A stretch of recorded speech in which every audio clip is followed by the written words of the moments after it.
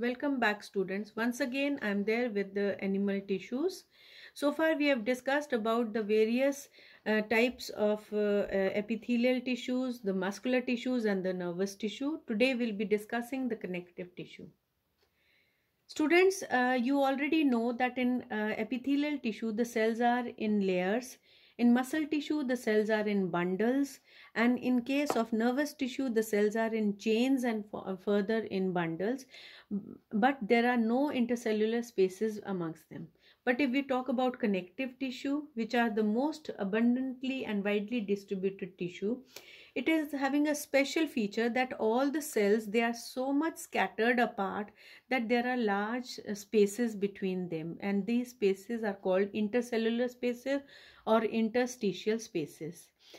To keep these cells together as a unit to be called as a tissue, the gaps, they are filled with the ground substance, the filling substance called as matrix or the interstitial fluid. And this matrix, which is a composition of organic and inorganic compounds, can be in the form of a jelly-like substance or a fluid substance or a hard substance. And within this matrix, there are two other components present to form a connective tissue.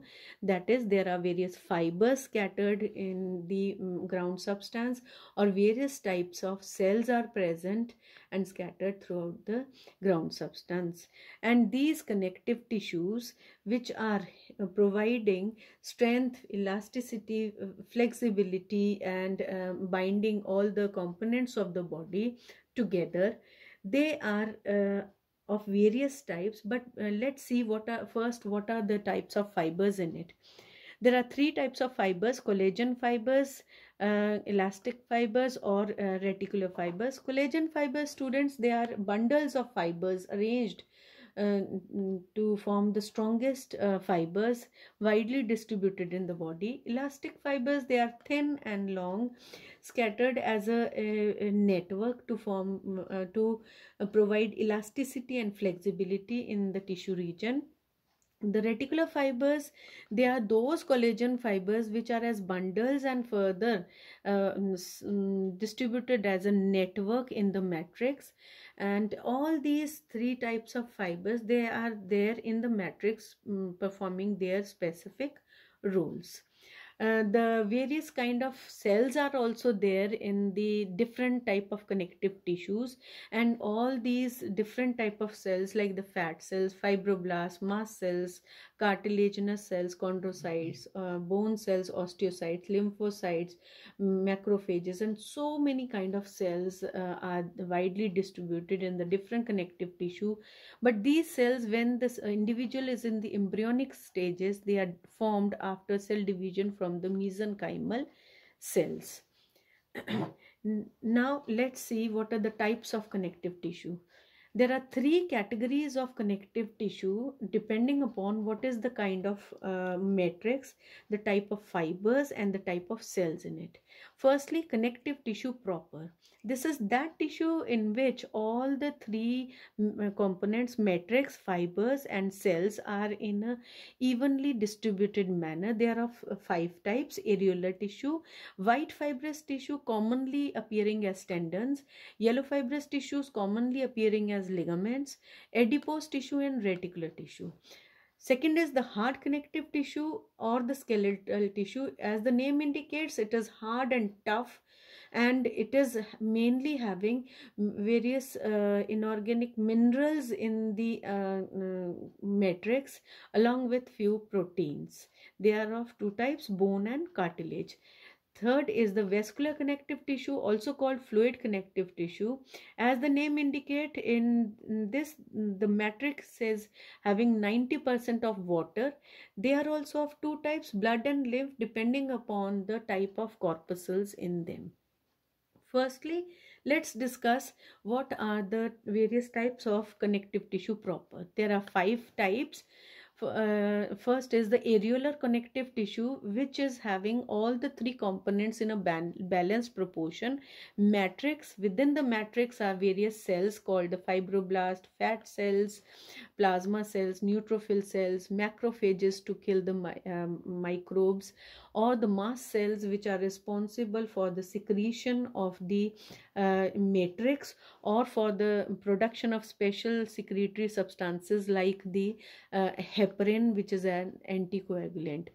And this areolar connective tissue, it is found in the very important places as a cushion around the organs, as a binding tissue.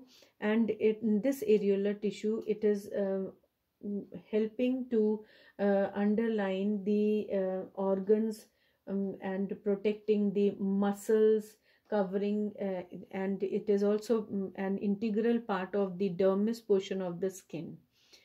In second type is the white fibrous tissue. In white fibrous tissue, within the matrix of the tissue, there are bundles of collagen fibers, and between the bundles there are the cells called as fibroblast, and all of them together they form a tough inelastic tissue which is covering the various regions, the bone, that is the periosteum, covering of the cartilage, that is perichondrium, covering of the various organs where toughness is required, like in the kidney.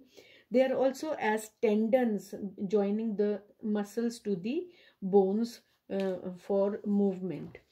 The third category is the yellow fibrous tissue, where the elastic fibers are scattered throughout the matrix, single, not as bundles, and between the network there are fibroblasts entangled, and they all are giving flexibility to the region wherever they are present, like in the coverings of the blood vessel. This yellow fibrous tissue is there so that whenever the blood flows through the blood vessel with pressure, the blood vessels do not rupture. And to help in the movement of the various bones and the joints between the bones, joining bone to bone, the special kind of yellow fibrous tissue called as ligaments.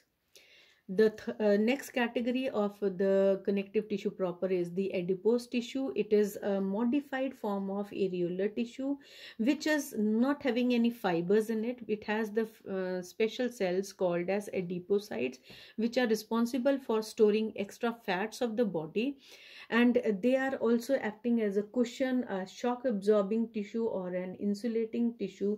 It is present below the dermis of the skin as subcutaneous layer. It is protecting the delicate organs like the heart, brain, or the eyeballs. The next special kind of connective tissue is the reticular tissue, which is having reticular fibers along with the star-shaped cells in it. And these tissues, they are especially present with the cells which are responsible for development of the blood cells.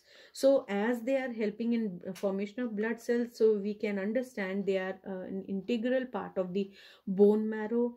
They are also present in the spleen, in the lymph nodes, in the tonsil region to develop the lymphatic cells. Next category is that of the skeletal tissue. First, let's discuss what cartilage is. The cartilage is a softer tissue than the bone. In the matrix of the cartilage, there are special elastic protein fibers along with some or less quantity of inorganic salts.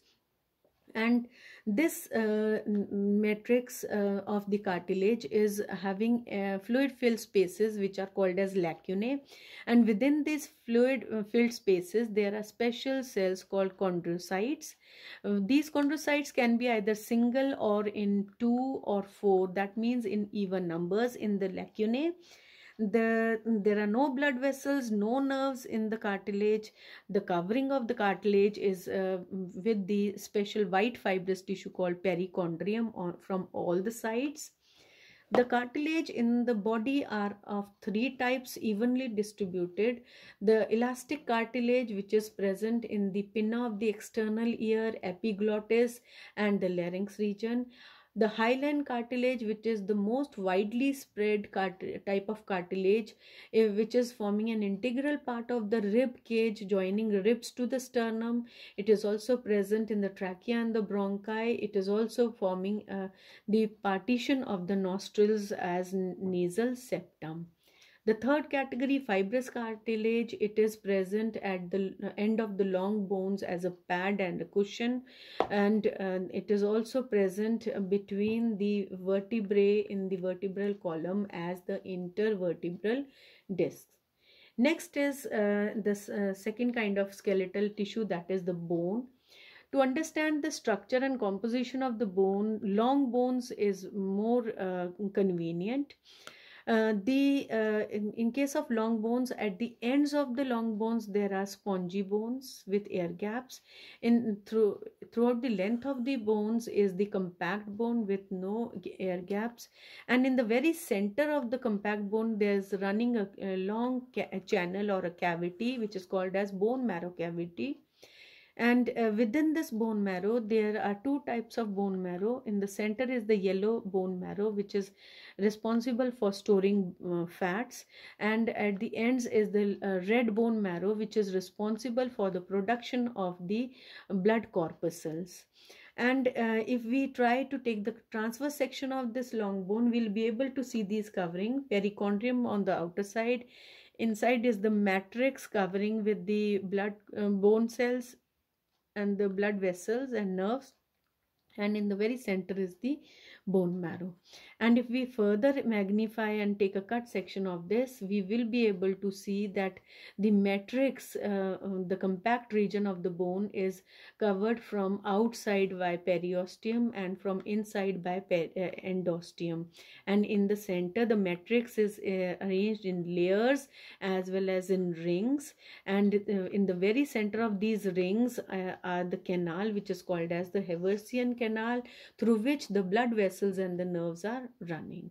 In the matrix of the bone, if we further highlight this region, we will be able to see that there are ridges and grooves, and the matrix is as rings which are having empty spaces called lacunae. Within the lacunae are the bone cells which are star shaped, and they are called osteocytes, which are having the nucleus, cytoplasm and branches of the plasma membrane in the form of canaliculi.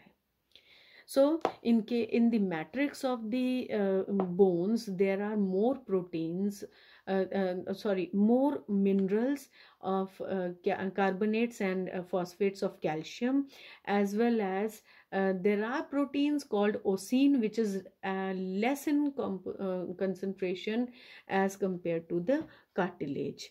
So in case of bone, there are protein is osine, more minerals are there. There are canals, Haversian canals and bone marrow. But in case of cartilage, there is more protein as chondrin, less minerals, and there are no blood vessels and nerves, and no canals or no bone marrow. Now we come on to the third type of connective tissue, fluid connective tissue, which is of two types, blood and lymph. First, let's see what blood is. As the name indicates, it is a fluid connective tissue. So the blood has two components. First is the plasma, that is 55% of the blood, containing for 90% water, and 10% are the other components like proteins, salts, hormones, minerals, and the 45% is that of blood corpuscles. There are three types of blood corpuscles: RBC, which at maturity develop hemoglobin for transportation of gases like oxygen and carbon dioxide, and for WBC there are the five types, the monocytes, lymphocytes, acidophils, basophil and neutrophils. These WBCs are amoeboid in shape, and they are responsible for being the soldiers of the body by killing the bacteria through phagocytosis, or they are also helping to develop immunity by developing the antibodies within the blood to fight against the infection.